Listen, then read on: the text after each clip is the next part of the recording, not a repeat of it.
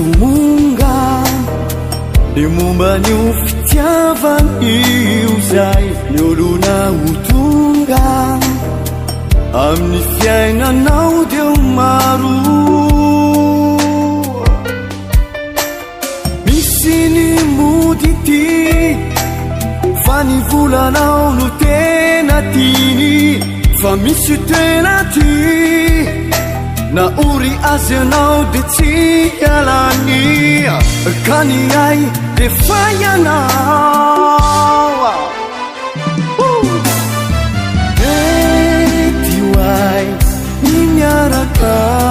aminao satria mety antantako maaraka ny adalako mety hoay nilahatra aminao tsy mahamenatra fiaingo iajetsonao de ilaiko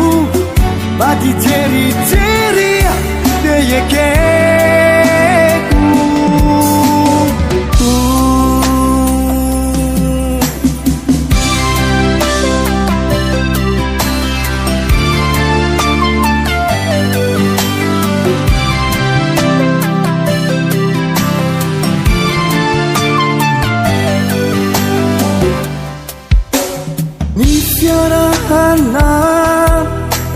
Jazu atau fona Yuni fitana Sifa aizamami nani Si atau sumunga Mombayu fitiavan yuzai Yoluna utunga Ami fiainanao deu maru deu maru mety hoay ny miaraka aminao satria mety antantako maaraka iadalako mety hoay ny lahatra aminao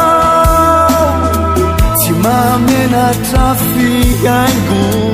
iajetsonao de ilaiko bady jerijeri de ekeko